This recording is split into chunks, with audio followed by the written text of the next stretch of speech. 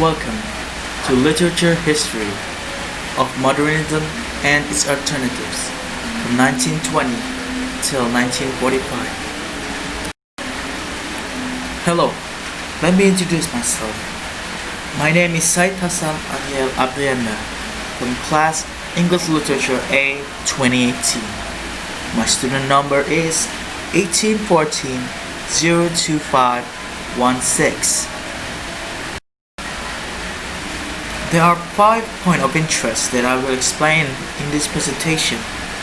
First is the characteristic of the era, the characteristic of the work at that era, the authors and the works of that era, what do I know about this era, and what have I learned from this era.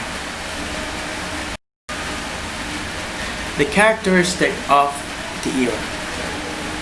The post-war period was haunted by long memories, some tender, some angry, most sickening.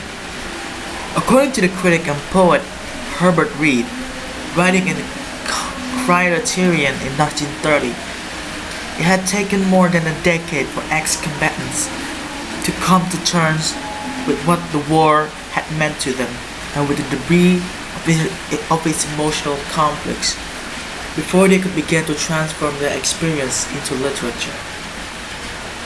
Nevertheless, it was incongruently implicit in the idea of friendliness offered the unfeeling wildflowers noted by Luthians, as much as they are equally indifferent poppies, cornflowers, skylarks, rats of the poetry that had emerged from the war, that effectively marked the end of an art which had once switched for accompanying or sympathetic images from nature. The characteristic of the work of that era. The optimism of progressive British intellectuals about the vaunted achievement for the first worker state was formed not simply by Soviet propaganda, but by pained awareness of the manifestly poor working and living condition of a large percentage of their fellow countrymen and women. The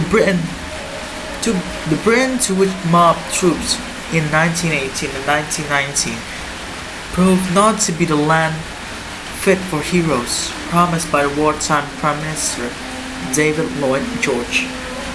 Despite the social reform initiated by pre-war liberal governments, the condition of industrial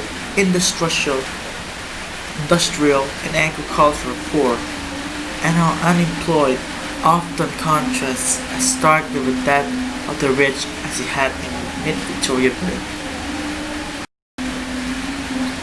The famous authors and the works of that era.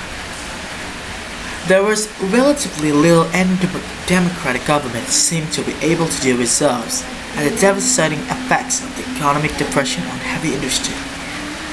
Wasteland set themselves into more than simply the literary imagination.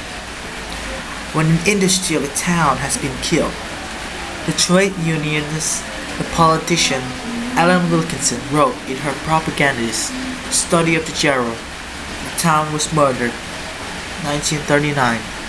It seemed as difficult to apply artificial respiration on human corpse. When in 1928, Bell, 1881 to 1864, attempted to define civilization in a book of that name, he identified a Gratian Bloomsbury ideal in Decor de Vere and the witty iconoclasm of the France of the Enlightenment, though as Virginia commented, in the end it turns out that civilization is a launch party at number 50 Gordon Square. What do I know about this era?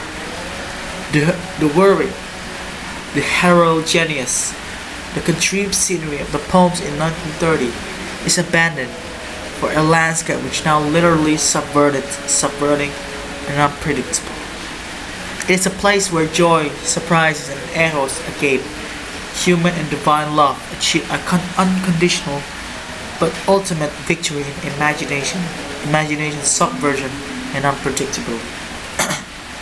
For which had once so troubled Auden's fellow poets in the 1930s, are now taken as evidence of the divine. The temporal seems to be dissolved in the eternal vastness, in the otherness, the material, in the mystical. What have I learned from this era? One of the most striking and popular images to emerge from wartime Britain was John Armstrong modestly surreal painted Can't Spring Be Far Behind of 1940. Armstrong, who was employed with Henry Moore, Graham Sutherland, Paul Nash, and John Piper as an official war artist, drew an outside silhouette sprouting from the bomb ruins of a house and factory set against purplish early morning sky. His poetic title, derived from Shelley's Ode to the West Wind, enforces the idea of spring, of hope succeeding with the winter of destruction. Unlike the Battle of the First World War, the bombing raids in the Second World War brought death, disillusion to what was known as the home front. Thank you very much.